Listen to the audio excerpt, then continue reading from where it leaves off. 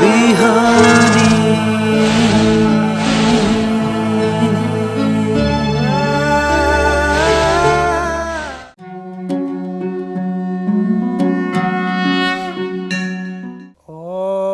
कस्तूरीतिलकं ललाटपटले वक्षःस्थले कौस्तुभं नासाग्रे वरमौक्तिकं करतले वेणुः करे कङ्कणं सर्वाङ्गे हरिचन्दनं सुललितं कण्ठे च मुक्तावली गोपस्त्री परिवेष्टितो विजयते गोपालचूडामणिः अस्ति स्वस्तरुणे कराग्रविगलत् कल्पप्रसूनाप्लुतं वस्तु प्रस्तुतवेणुनादलहरि निर्वाणनिर्व्याकुलं स्रस्तनिबद्धने विविलसद् गोपीसहस्रावृतं हस्तन्यस्तनतापवर्गमखिलो दारं किशोराकृते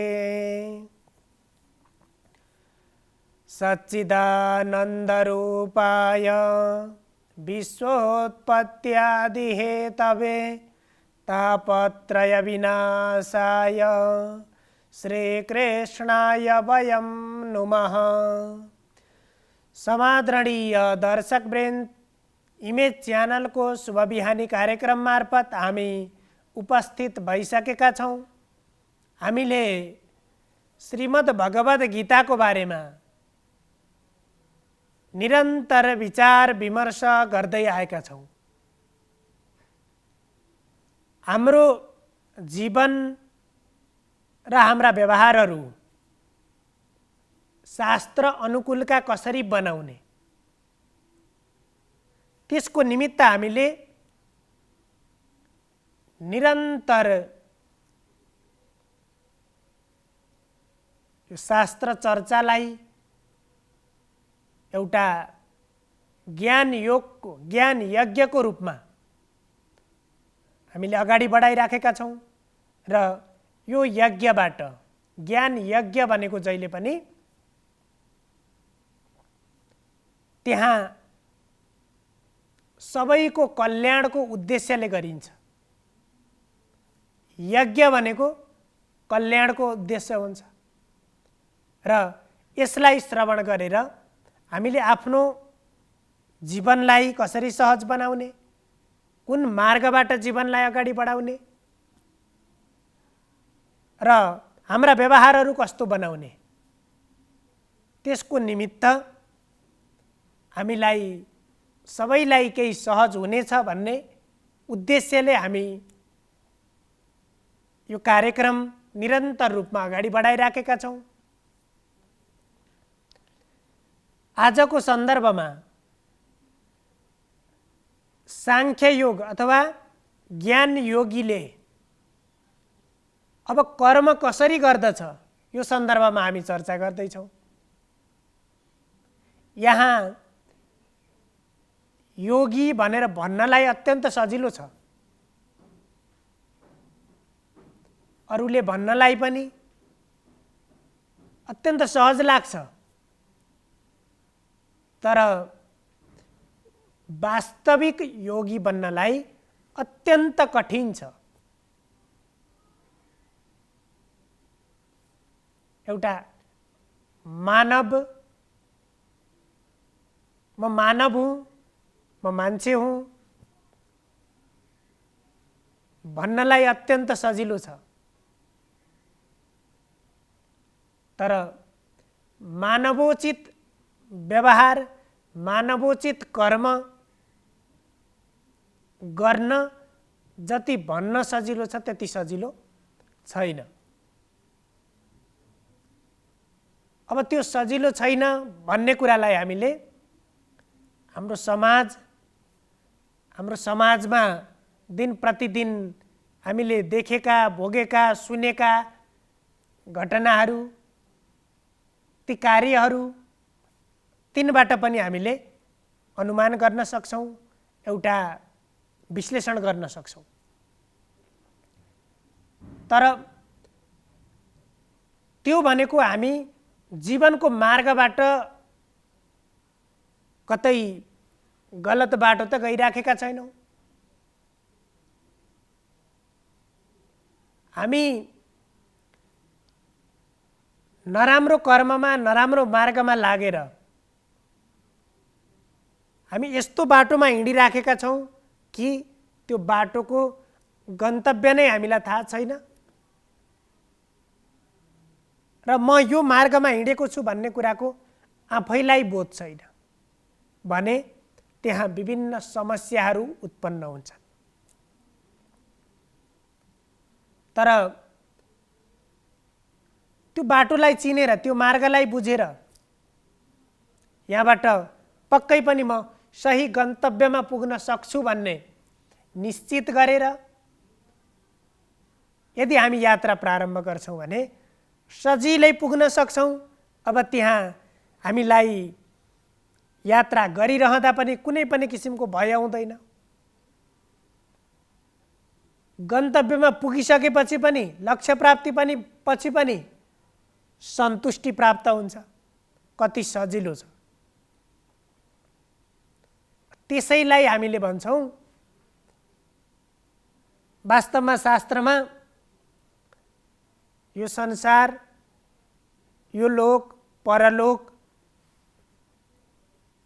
भन्ने सन्दर्भहरू आउँछन्। अब त्यहाँ परलोक भनेको वास्तवमा के हो त भन्दा अहिले हामीले जुन कर्म गरिराखेका छौँ तत्क्षणमा कर्म गरिरहँदाका बखत यदि हामीले सुखपूर्वक, आनन्दपूर्वक, सन्तुष्टिपूर्वक हामीले कर्म गर्छौँ भने इहलोकको सुख भनेको त्यही हो। अब परलोकको सुख भोग्नको लागि हामी मर्नै पर्दैन। जब कुनै पनि कर्म प्रारम्भ गरिसकेपछि त्यसलाई त्यो आदि अवस्था हुन्छ, त्यो प्रारम्भ अवस्था हुन्छ। त्यो कर्मको निश्चित बिन्दुमा पुगिसकेपछि, जब हामीले भनौँ न गन्तव्यमा पुगिसकेपछि, त्यो कर्म पूर्ण भइसकेपछि त्यसबाट यदि हामीले सन्तुष्टि प्राप्त गर्न सक्यौँ, मैले यो राम्रो कर्म गरेँ भन्ने अनुभूति आफूले गर्न सक्यौँ, यहाँ त के हुन्छ भने यो अत्यन्तै वैज्ञानिक कुरा छ। यहाँ हाम्रा शास्त्रमा वर्णन गर्दाखेरि अहिले त बरु हामीले गरेको कर्मको दुःख भोग्दाखेरि अरू पनि नजिक हुन्छन्, अरूले पनि देख्छन्। तर पछि परलोकमा गएपछि त्यो दुःख, अहिले गरेको गलत कर्मको फल एक्लै भोग्नुपर्छ भनिन्छ। त्यो एक्लै भोग्नुपर्छ भनेको त्यसको वास्तविक तात्पर्य के हो त भने हामीले कुनै पनि कर्म गर्छौँ, त्यो कर्मको बाह्य रूपमा एउटा रिजल्ट आउँछ, त्यसले एउटा परिणाम दिन्छ। समाजमा, छरछिमेकमा अथवा देशमा त्यहाँ एउटा बाह्य रूपमा एउटा प्रभाव पर्छ। अब त्यहाँ सकारात्मक प्रभाव पर्यो भने हामीले त्यसबाट सुखको अनुभूति गर्छौँ। मैले राम्रो कर्म गरेँ भनेर त्यसबाट सन्तुष्टि प्राप्त गर्छौँ। त्यो अहिलेको सुख भयो, त्यो कर्म गर्दाको बखतको कुरा भयो। जब कर्म पूर्ण भइसकेपछि अब त्यसपछि मनुष्यलाई के हुन्छ, यदि गलत कर्म गरेको छ भने त्यो बाह्य रूपमा कसैलाई थाहा हुँदैन त्यो, तर उसको मनमा थाहा हुन्छ। त्यो 50 वर्षपछि, 100 वर्षपछि पनि जीवनको अन्तिम उत्तरार्धमा पुगेर बिस्तारामा परेको बेलामा पनि यदि 50 वर्ष 60 वर्ष पहिला गलत कर्म गरेको रहेछ भने त्यसलाई सम्झिन्छ अनि त्यसको स्मरण गर्दाखेरि त्यो कुराले भित्र हृदयमा पोल्न थाल्छ, भित्र हृदयमा भदभती हुन थाल्छ। ओहो, मैले त यस्तो गलत काम गरेँ, भन्ने त्यो पश्चातापले गर्दाखेरि हृदयमा ज्वलन हुन्छ। त्योभन्दा ठुलो नरक कुनै हुन सक्दैन। सबैभन्दा ठुलो सजाय, सबैभन्दा ठुलो दुःख भनेको भित्रबाट आफैबाट आफैले गरेको कर्मबाट अतृप्त हुनु, त्यसप्रति पश्चाताप गर्नु। त्यसो भएर यहाँ यो ज्ञान योगको मार्ग, योगी किन बन्ने भन्दाखेरि मैले गरेका प्रत्येक कर्मको त्याग भनिन्छ नि, त्यहाँ कर्मको त्याग होइन, कर्मलाई अंगीकार हो। त्यहाँ त्याग भनेको आसक्तिलाई त्याग।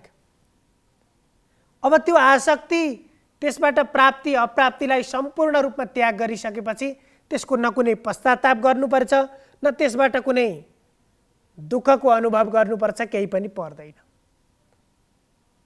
त्यसो भएर योगी बन्नको लागि त्यो त्यागपूर्वकको भावनाले कर्म गर्नुपर्छ। त्यही भएर यहाँ भगवान श्रीकृष्णले भन्नुभयो, युक्तः कर्मफलं त्यक्त्वा शान्तिमाप्नोति नैष्ठिकीम् अयुक्तः कामकारेण फले सक्तो निबध्यते। अत्यन्त सूत्रात्मक तरिकाले यहाँ व्यक्त गरिएको छ। वास्तवमा यो जीवनको लागि एउटा महत्त्वपूर्ण सूत्र हुन सक्छ र यसलाई अब युक्तः भनेको योगी,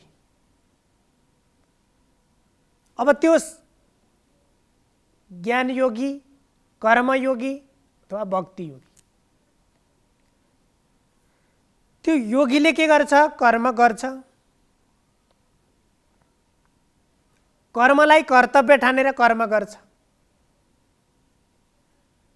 अब कर्ममा यसरी कटिबद्ध छ, प्रतिबद्ध छ, कुनै पनि मानेमा त्यसलाई त्याग गर्दैन, छोड्दैन। किनकि इदम शरीरम, यो शरीर के को लागि प्राप्त भयो? कर्मको लागि यो शरीर प्राप्त भयो। भगवान सूर्यनारायणलाई हेरौँ, एक दिन मलाई अल्छी लाग्यो, आज म उदाउँदिन भन्नुहुन्छ? आज म चाँडै, आज मलाई अलिकति समस्या भयो, म चाँडै जान्छु भन्नुहुन्छ?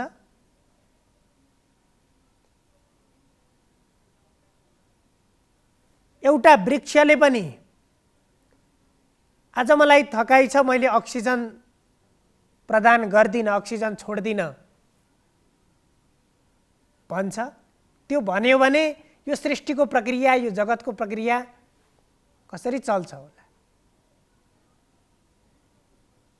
एउटा वृक्ष, वनस्पति र प्रकृतिका यी यावत विषयहरू त एउटा आफ्नो नियममा, आफ्नो आचरणमा रहेका छन्। मनुष्य त ती नियम, आचरण, ती कर्महरू गर्नलाई अझै उनीहरूभन्दा अझै स्वतन्त्र छ। एउटा बन्धनमा रहेको, एक ठाउँमा अडिएर रहेको वृक्ष त त्यति प्रतिबद्ध छ आफ्नो कर्मप्रति।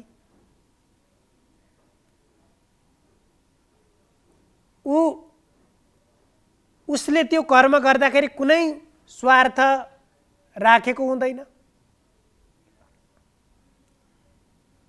भने हामीले पनि तदनुरूप कर्म गर्नुपर्छ कि हामीले कर्म गरिसकेपछि त्यसको आसक्तिलाई पूर्णतया त्याग गर्नुपर्छ।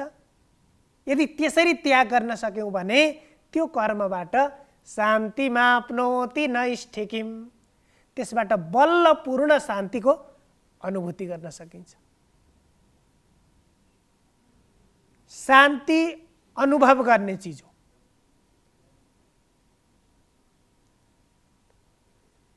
अब यदि त्यहाँ आसक्ति आफूले गरेको कर्मप्रति प्रत्येक व्यवहारप्रति आसक्तिको भावनाले हामी चुर्लुममा डुबेका छौँ भने त्यहाँ जतिसुकै कर्म 24 घण्टामा 22 घण्टा कर्म गरे पनि त्यो कर्मले शान्ति दिँदैन। त्यसो भएर कर्म गर्दैमा पनि सफल भइँदैन। कर्म नगरेर त सफल भइँदैन नै, तर कर्म गर्दैमा पनि सफल भइँदैन। किन कर्म गर्दैमा सफल भइँदैन भने त्यो कर्म कुन भावनाले कुन तरिकाले गरिएको छ त्यसैलाई यहाँ त्यसो भएर विधिपूर्वक कर्म गर्नुपर्छ भनेर यहाँ भनियो। त्यो व्यक्ति वास्तवमा युक्त योगी बन्न सक्छ, तर अयुक्त छ। अब त्यो आसक्ति युक्त छ भने त्यसलाई त्यही कर्मको फलले त्यही कर्मले नै मनुष्यलाई फेरि बन्धनमा पारिदिन्छ। त्यही कर्म मुक्तिको कारण बन्छ। अब त्यही कर्म फेरि बन्धनको कारण पनि बन्छ। त्यसो भएर हामीले कर्म त गर्नु छ, कर्म त गर्छौँ नै, त्यही कर्ममा अलिकति तरिका मिलाएर विवेकपूर्वक ज्ञानपूर्वक कर्म गरेर हाम्रो जीवनलाई अगाडि बढाउन सक्यौँ भने अत्यन्त सहज हुन्छ। त्यसले सही गन्तव्यमा पुर्याउँछ र एउटा सार्थकता प्राप्त गर्न सकिन्छ। सर्वे भवन्तु सुखिनः, सर्वे सन्तु निरामया, सर्वे भद्राणि पश्यन्तु, मा कश्चित् दुःखभाग् भवेत्। हजुरहरूको दिन शुभ होस्। धन्यवाद।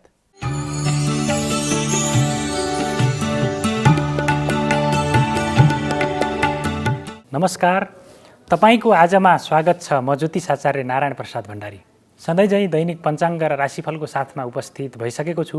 सुरु गरौँ आजको पञ्चाङ्गबाट।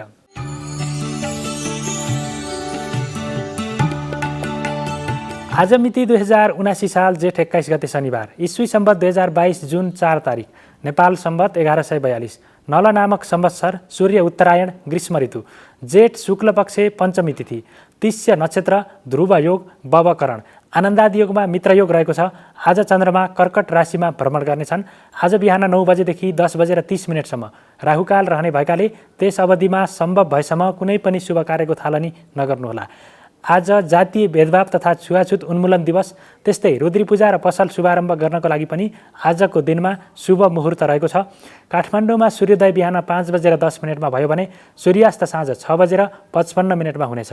अब लागौँ 12वटा राशिहरूमा ग्रहहरूको प्रभाव आजको दिनमा के कस्तो रहनेछ भन्नेतर्फ। मेष राशि हुनेहरूका लागि आजको दिन केही चुनौतीपूर्ण रहेको देखिन्छ। आजको दिनमा शत्रुहरू हावी हुनेछन्। तपाईका कामहरू बिगार्नको लागि उनीहरू प्रयत्नशील रहनेछन्। स्वास्थ्यमा केही समस्याहरू सिर्जना हुन सक्छन्। बलिको नकारात्मक प्रभावको कारणले गर्दाखेरि आफन्तहरू चिडिन सक्ने सम्भावना पनि रहेको देखिन्छ भने आर्थिक कारोबारमा संलग्न हुँदाखेरि अथवा महत्त्वपूर्ण आर्थिक कारोबारहरू आजको दिनमा सकेसम्म नगर्नुहोला। वृष राशि हुनेहरूका लागि आजको दिन चुनौतीपूर्ण रहेको देखिन्छ। आजको दिनमा अशुभ खालका समाचारहरूले मनलाई दुखित तुल्याइदिनेछ।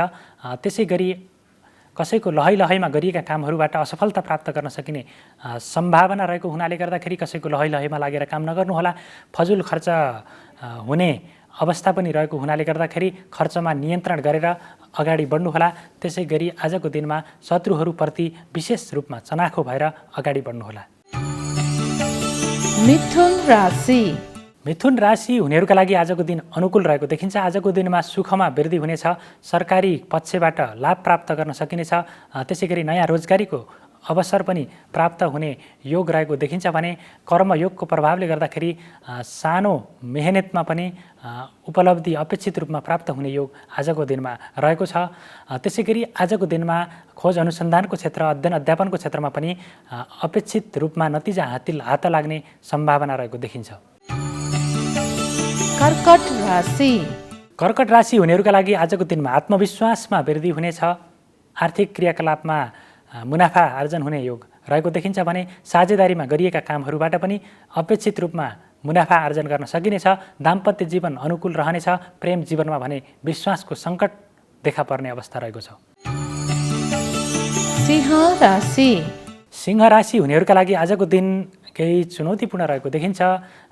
आफन्तजनसँग वाद विवादहरू उत्पन्न हुने अथवा विश्वास गरिएका व्यक्तिहरूबाट विश्वासघात हुने, शत्रुहरूको कारणले गर्दाखेरि कार्यहरूमा विलम्ब हुने, कार्यहरूमा अवरोध सिर्जना हुने, त्यसै गरी आर्थिक रूपमा सङ्कटको अवस्था झेल्नुपर्ने, आम्दानीका मार्गहरूमा गतिरोध हुने अवस्था रहेको देखिन्छ। कन्या राशि। कन्या राशि हुनेहरूका लागि आजको दिनमा मनमा नकारात्मक विचारहरूले प्राधान्यता पाउनेछ।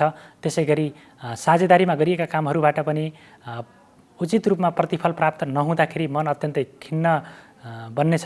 त्यसै गरी सरकारी कामहरूमा पनि विवाद हुनेछ। प्रशासनिक कार्यहरूमा झन्झटको अवस्था सिर्जना हुने देखिन्छ भने आफ्ना कामहरूको कारणले गर्दाखेरि अपजस बेहोर्नुपर्ने हुन सक्छ। तुला राशि। तुला राशि हुनेहरूका लागि खर्चमा वृद्धि हुनेछ। आम्दानीको अवस्थामा कमी आउनेछ। त्यसै गरी पारिवारिक सदस्यहरूमा स्वास्थ्य समस्या देखा पर्नेछ भने आफन्तजनहरूबाट पनि अपेक्षित रूपमा सहयोग प्राप्त नहुने अवस्था रहेको छ। त्यसै गरी आजको दिनमा यात्राको क्रममा पनि केही कष्टकर अवस्था अथवा असुविधाहरू प्राप्त हुने योग रहेको देखिन्छ। वृश्चिक राशि। वृश्चिक राशि हुनेहरूका लागि आजको दिन अनुकूल रहेको देखिन्छ। आजको दिनमा सानो मेहनतबाट पनि प्रतिफल अत्याधिक रूपमा प्राप्त गर्न सकिने अवस्था रहेको देखिन्छ। तार्किक क्षमता, बौद्धिक क्षमताको कारणले गर्दाखेरि तपाईँका प्रशंसकहरू बढ्नेछन्। कामको उचित मूल्याङ्कन हुनेछ। विलासिताका वस्तुहरूमा मन जाने देखिन्छ भने आफूले गरेका कामहरू पनि सहजै रूपमा सम्पादन हुनेछन्। धनु राशि। धनु राशि हुनेहरूका लागि आजको दिन केही चुनौतीपूर्ण रहेको देखिन्छ। न्यायिक मुद्दा मामिलाका फैसलाहरू तपाईँको विपक्षमा रहनेछन्। शत्रुहरूको कारणले गर्दाखेरि अथवा आफ्नो कुभलो सोच्नेहरूको कारणले गर्दाखेरि आफ्ना कार्यहरूमा केही विलम्ब हुने, अवरोध हुने अवस्था पनि रहेको देखिन्छ भने अध्ययन अध्यापन अथवा पढाइको क्षेत्रमा मन नजाने अवस्था रहेको देखिन्छ। त्यसै गरी पारिवारिक जीवनमा पनि केही असमझदारीहरू, मनमुटावहरू सिर्जना हुन सक्छन्। त्यतातर्फ पनि विशेष सावधानी अपनाएर अगाडि बढ्नुहोला। मकर राशि। मकर राशि हुनेहरूका लागि आजको दिन अनुकूल रहेको देखिन्छ। भाग्यबलको सकारात्मक प्रभावको कारणले गर्दाखेरि थोरै मेहनतमै अधिक उपलब्धि हासिल गर्न सकिने योग रहेको देखिन्छ। त्यसै गरी नयाँ क्षेत्रमा लगानी गर्ने अवसर जुर्नेछ। नयाँ कामको अवसर आउनेछ। आफूलाई दिएको जिम्मेवारी सजिलैसँग पुरा गर्न सकिनेछ र नयाँ खालका योजनाहरूबाट सफल हुन सकिने योग पनि आजको दिनमा रहेको देखिन्छ। कुम्भ राशि। कुम्भ राशि हुनेहरूका लागि आजको दिन केही चुनौतीपूर्ण रहेको देखिन्छ। आजको दिनमा आर्थिक रूपमा कारोबार नगर्नुहोला। लेनदेनका कार्यहरूमा सरिक नहुनुहोला।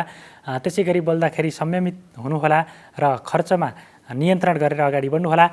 आजको दिनमा पेटमा समस्याहरू सिर्जना हुन सक्छन्। खानपानमा पनि ख्याल गर्नुहोला। त्यसै गरी धनमाल चोरी हुन सक्छ। त्यतातर्फ पनि ख्याल गर्नुहोला। मीन राशि। मीन राशि हुनेहरूका लागि आजको दिनमा दाम्पत्य जीवनमा केही खटपटीहरू सिर्जना हुन सक्छन्। आपसी रूपमा विश्वासको सङ्कटको अवस्था सिर्जना हुन सक्छ।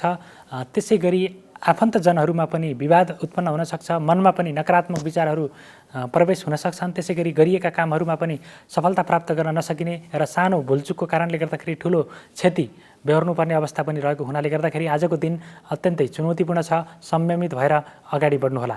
यो त थियो तपाईँको आज अन्तर्गत रहेर हामीले 12वटा राशिहरूमा ग्रहहरूको प्रभाव आजको दिनमा के कस्तो रहनेछ भन्ने बारेमा सामान्य रूपमा त्यसको जानकारी प्रस्तुत गऱ्यौँ र राशिफलमा जे जस्तो भनिए पनि आफ्ना कर्महरूलाई पनि तपाईले सकारात्मक दिशातर्फ अभिमुख बनाउनुभयो अथवा सकारात्मक कर्मतर्फ प्रेरित हुनुभयो भने तपाईका नकारात्मक फलहरूमा पनि कटौती गर्न सकिने र सकारात्मक फलहरूलाई अझै बढी प्रभावशाली बनाएर अगाडि बढाउन सकिने हुन्छ।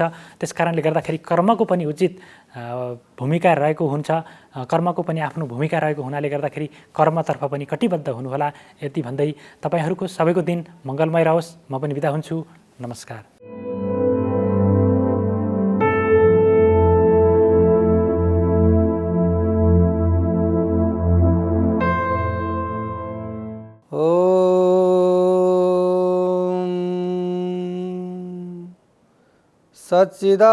सच्चिदानन्दरूपाय विश्वोत्पत्त्यादिहेतवे तापत्रयविनाशाय श्रीकृष्णाय वयं नमः। नमस्कार, यहाँहरूलाई स्वागत छ ज्योतिष विधामा। आदरणीय सज्जन भक्तवृन्द, हिजो अस्तिको जस्तै विषय प्रसङ्गहरू नयाँ नयाँ लिएर उपस्थित भएको छु। यो ज्योतिष शास्त्र अनुसार विश्व ब्रह्माण्डमा रहेका जति पनि शास्त्रहरू छन्, श्रुति शास्त्र, जुन शास्त्र श्रवण गरेर जानिने, गुरुजीको समीपमा जब शिष्य जान्छ, शिष्य गइसकेपछि त्यो शिष्यले गुरुको सेवा गर्छ। गुरुका चरणहरू दबाउँछ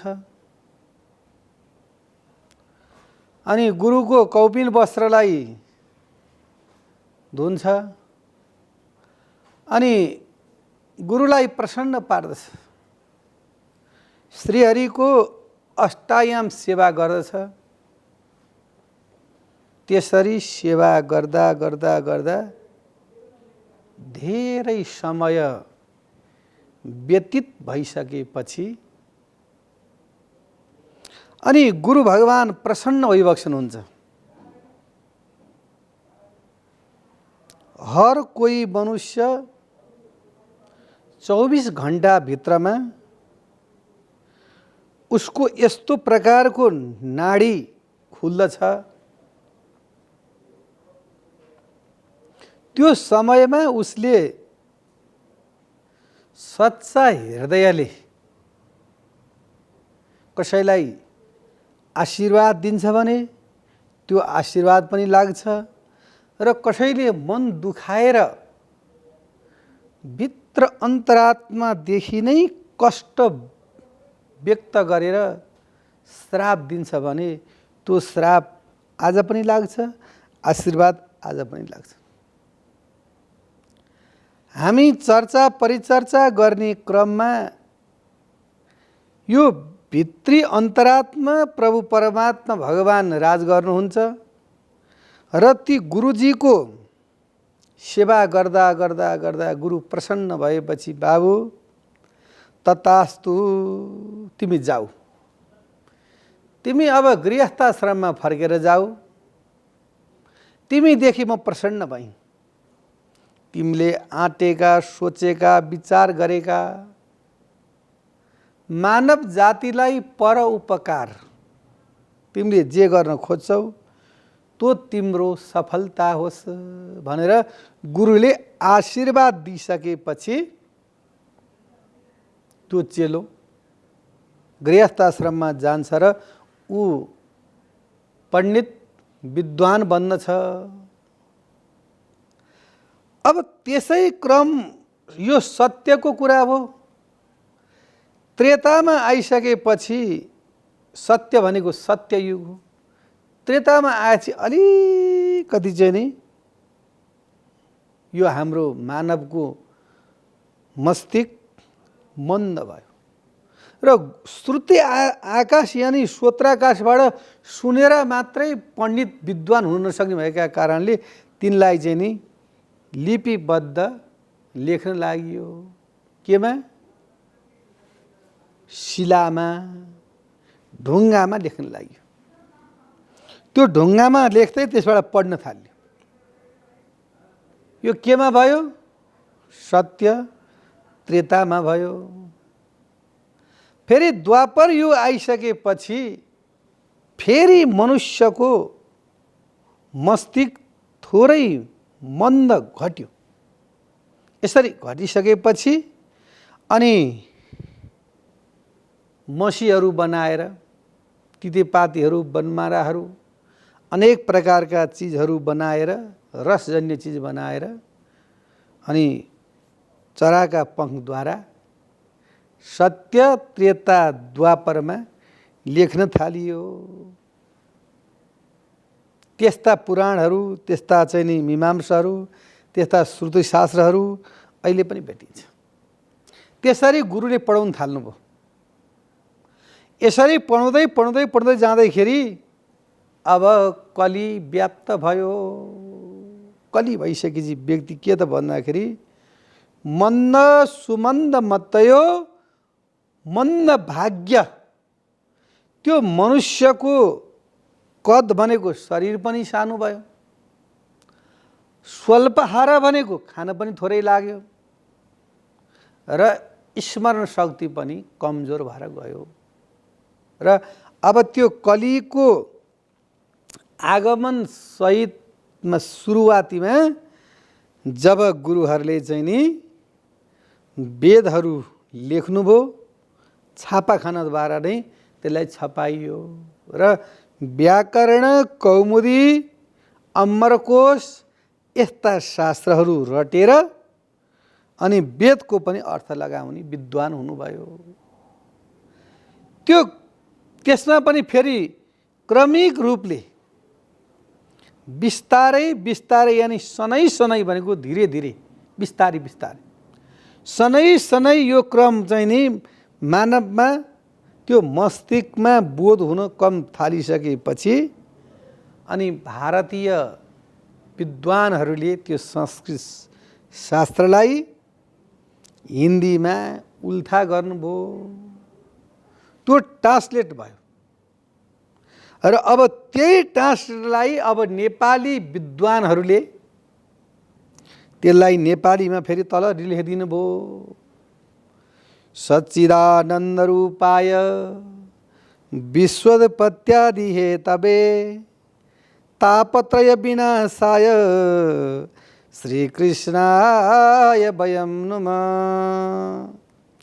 अब यहाँ तल के भयो ट्रान्सलेट भन्दा सत चित आनन्द स्वरूप परब्रह्म परमेश्वर भगवानले आदिदैविक आदि भौतिक आध्यात्मिक तीन प्रकारका तापलाई नाश गर्नको लागि हामी सम्पूर्ण भक्तहरू कृष्ण भगवानलाई वयम भनेको हामी सम्पूर्ण सबै मिलेर नुम भनेको नमस्कार गर्दछौँ भन्ने चाहिँ नि त्यो अर्थ लगाइदिनु। सुनेर हुन्थ्यो, ढुङ्गामा लेखेर हुन्थ्यो, मयूरको प्वाख यानि चाहिँ नि चराका पङ्खेर लेखेर हुन्थ्यो, छापाखानामा छपाएर हुन्थ्यो। अब के भयो त भन्दाखेरि त्यसलाई चाहिँ नि फेरि ट्रान्सलेट गर्न थालियो। अहिले त्यही चलिरहेको छ। अहिले सबै पण्डित, सबै भागवताचार्य 2, 4, 6 महिना वृन्दावन मथुरा गएर आइसकेपछि सक्नु सिकेपछि व्यास बनिनी भयो कलियुगमा। त्यो तत्त्वबोध चाहिँ नि छैन। माथि माथि जसरी पृष्ठे भ्राम्यद मन्द मन्दर गिरि ग्राभाग्र कन्नु यना निन्द्रालोकमठा कृतिर भगवत श्वास नीला पान्तुवा। जसरी समुद्र मन्थन गर्दाखेरि सुमेरु पर्वत नेति बनाइयो, कालिया नागलाई यस्तो प्रकारले मदानीको नेति बनाइयो। त्यो डुब्न लाग्दाखेरि भगवान तल गएर सुत्नु भएछ। यसरी प्रभु परमात्मा शयन गर्दाखेरि माथि घार्र घुर्र गरेको चाहिँ नि त्यो मदानीका पोराले परमात्माको पिठोमा अलिअलि कनाएको जस्तो अनुभूति भएछ। जब रात्रिका समयमा बालकहरू रुन्छन्, माता आमा भन्छन्, अनि त्यो बालकलाई आमाले हो बाबु हो भनेर कानमा जब खुजुलाइदिनुहुन्छ, चिलाइदिनुहुन्छ, कराइदिनुहुन्छ, अनि त्यो बच्चा एकछिनमा सुत्दछ। स्वास्वानिला पान्तुभा भगवान् श्रीहरि शयन गरी बक्सिनु। यानि त्यो दही मथ्नी त्यो मदानी तल जाँदैन, माथि माथि त्यसले घिउलाई मथन गर्छ। त्यो तत्त्व हामीहरूलाई मै केही जान्दिनँ, म केही जान्ने भन्न खोजेको होइन। यानि त्यो भित्रको तत्त्व नजानी बाहिरै मात्रै भ्रममा रमाएर अब हामीले परमात्माको चाहिँ रूप लावण्यलाई भन्न सक्दैनौँ। यदि त्यो परमात्माको रूप लावण्य ऐश्वर्यलाई गुरुद्वारा यदि भज्न सकिन्छ र प्राप्त गर्न सकिन्छ भनेदेखि अनि त्यो सच्चा चेलो भयो। त्यो यो किन यत्रो चाहिँ भट्याएको, यो सम्पूर्ण यो कुरा किन यसरी गरिएको भन्दा गुरुकुलीय पद्धति। गुरुले शिष्यलाई सिकाउनु भयो, शिष्यले अर्को शिष्यलाई सिकाउनु भयो, त्यो शिष्यले अर्को शिष्यलाई सिकायो। त्यसो गर्दै गर्दै गर्दै गर्दै त्यो वंश परम्परा चल्दै आएको छ। त्यसबाट व्यक्तिलाई ज्ञान हुन्छ, बोध हुन्छ कि मानवले गुरु किन चाहिँ नि बनाउनु पर्छ। शास्त्रमा निर्णय गरे अनुसार दृष्टिपूतम नेसेत पादम वस्त्रपूतम पिबे जलम। हिँड्दाखेरि हेरेर हिँड्नुपर्छ। आँखाले कुनै चाहिँ नि केही जीवहरूलाई चाहिँ यसो कतै कुल्चिन्छ कि भनेर त्यसरी हेरेर हिँड्नुपर्छ। वस्त्रपूतम पिबे जलम, पानी पिउँदाखेरि कपडामा चाहिँ नि कपड छाम गरेर चाहिँ नि पिउने चलन थियो। फेरि गर्दा गर्दै फिल्टर आए, अहिले फिल्टर पनि सक्यो, युरोगार्ड आयो। जब जब यो चाहिँ नि भौतिक साधनाहरू संरचनाहरू बढिरहेका छन् तब तब नयाँ स्रोत साधनहरू आउँछ। दृष्टिपूतम नेसेद पादम वस्त्रपूतम पिबे जलम सत्यपूतम मनम वाक्यम। यो मनलाई सफा राख्नुपर्छ, कलुषित बनाउनु हुँदैन। केही चिज छन् त्यस्ता बितेका चिजहरू छन्, आफूलाई अलिकति अप्रिय लाग्छ भने त्यो कुरा पोख्दिहाल्ने, मनमा कुहाएर राख्नु हुँदैन। त्यो ज्ञान पाउने चाहिँ नि विषय भनेको गुरुद्वारा हो। जब गुरुद्वारा त्यो ज्ञान यदि उसले व्यक्तिले आर्जन गर्दैन भनेदेखि त्यसको जीवन निरर्थक छ, काम छैन। त्यो भगवानले भनिबक्सनु भएको छ। श्रीमद् भागवत 11 स्कन्धमा नृदेह माध्यम सुलभम सुदुर्लभम प्लवम स्वकल्प सुकल्पम गुरु कर्णधारम मयानुकूलेन नवस्वतेरितम पुमान भवाब्दिम न तरे सात्मा। गुरु बिना त यो संसार तर्नै सकिँदैन। गुरु गोविन्द दो खडे काके लागे पाम। गुरु पनि उभिनु भएको छ, गोविन्द पनि उभिनु भएको छ भन्दा पहिला गुरुलाई मात्रै ढोगेर मात्रै अनि गोविन्दलाई ढोग्नुपर्छ। त्यो गुरु चिनाउने नै गोविन्द चिनाउने नै गुरु हुनुहुन्छ। त्यस कारणले गरिकन गुरुको महिमा अपरम्पार छ र यो शास्त्रमा वर्णन गरे अनुसारले आजको यो श्रृङ्खलामा गुरु के हो र गुरुलाई कसरी चिन्नु पर्दछ, कसरी जल छानेर पान गर्नुपर्छ, कसरी मनलाई विचार गरेर बोल्नु पर्दछ र कसरी पाइला कुन ठाउँमा राख्दाखेरि कसरी आँखा हेरेर राख्नु पर्दछ भन्ने विषयमा छलफल गरियौँ। र भोलि पर्सिका दिनहरू पनि यस्तै रोचक कार्यक्रमहरू लिएर उपस्थित हुनेछु भन्दै आजको समयबाट बिदा हुन चाहन्छु। हस्त नमस्कार। शुभ बिहानी।